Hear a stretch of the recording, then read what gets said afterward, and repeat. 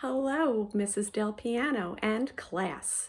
I'm William's mom and I'm going to read the Polar Express.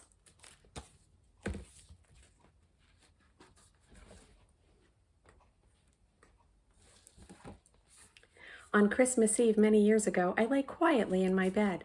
I did not rustle the sheets. I breathed slowly and silently. I was listening for a sound a friend had told me I'd never hear, the ringing bells of Santa's sleigh.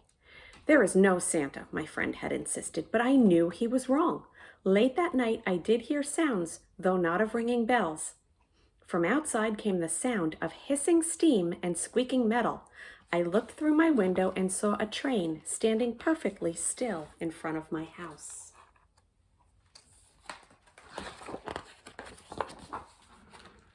It was wrapped in an apron of steam. Snowflakes fell lightly around it. A conductor stood at the open door of one of the cars. He took a large pocket watch from his vest, then looked up at my window. I put on my slippers and robe. I tiptoed downstairs and out of the door. "All aboard!" the conductor cried out. I ran up to him. "Well," he said, "are you coming?" "Where?" I asked. "Why, to the North Pole, of course," was his answer. "This is the Polar Express." I took his outstretched hand as he pulled me aboard.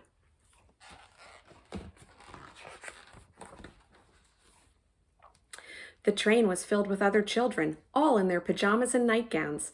We sang Christmas carols and ate candies with nougat centers as white as snow. We drank hot cocoa as thick and rich as melted chocolate bars. Outside, the lights of towns and villages flickered in the distance as the Polar Express raced northward.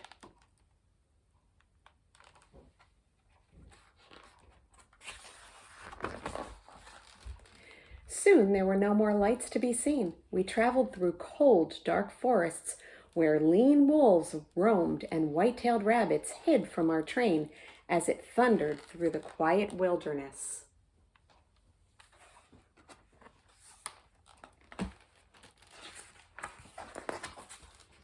We climbed mountains so high it seemed as if we would scrape the moon, but the Polar Express never slowed down. Faster and faster we ran along, rolling over peaks and through valleys like a car on a roller coaster.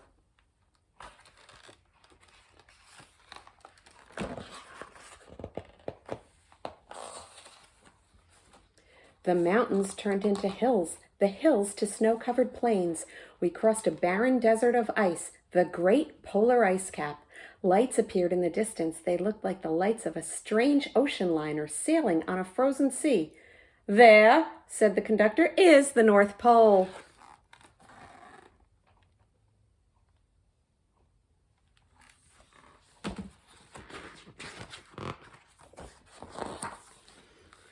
The North Pole. It was a huge city standing alone at the top of the world, filled with factories where every Christmas toy was made. At first, we saw no elves. "They are gathering at the center of the city," the conductor told us. "That is where Santa will give the first gift of Christmas." "Who receives the first gift?" we all asked. The conductor answered, "He will choose one of you."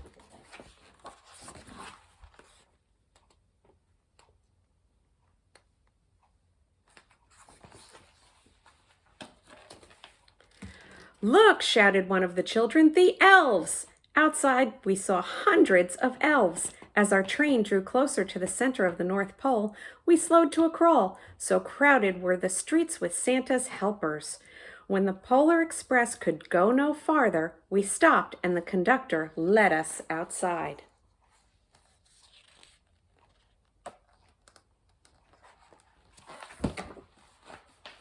We pressed through the crowds to the edge of a large open circle. In front of us stood Santa's sleigh. The reindeer were excited. They pranced and paced, ringing the silver sleigh bells that hung from their harnesses. It was a magical sound like nothing I'd ever heard. Across the circle, the elves moved apart and Santa Claus appeared.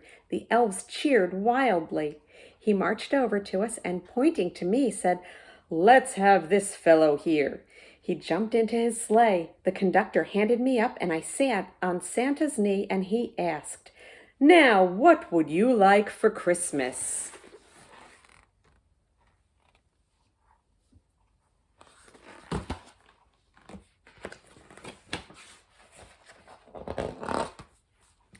I knew that I could have any gift I could imagine, but the thing I wanted most for Christmas was not inside Santa's giant bag.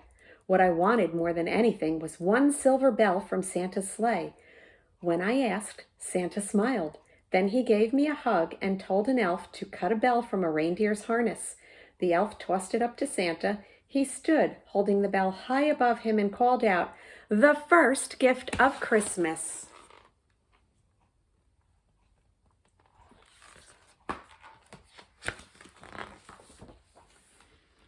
A clock struck midnight as the elves roared their approval.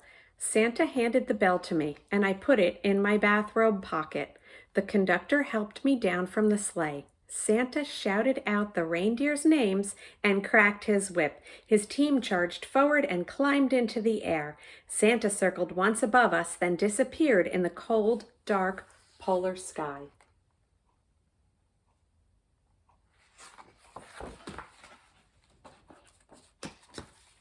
As soon as we were back inside the Polar Express, the other children asked to see my bell. I reached into my pocket, but the only thing I felt was a hole. I had lost the silver bell from Santa Claus's sleigh.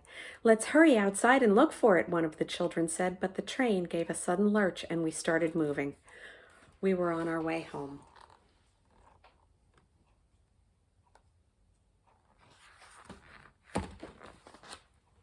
It broke my heart to lose the bell.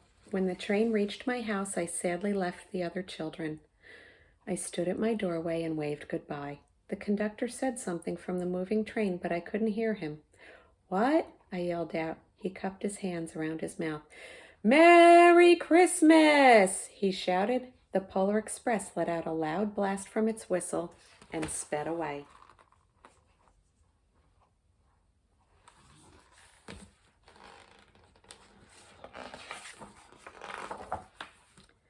On Christmas morning, my little sister Sarah and I opened our presents.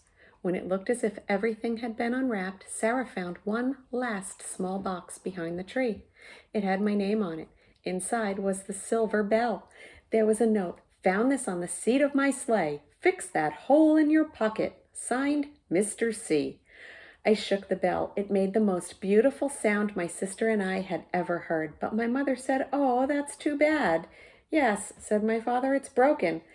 When I'd shaken the bell, my parents had not heard a sound.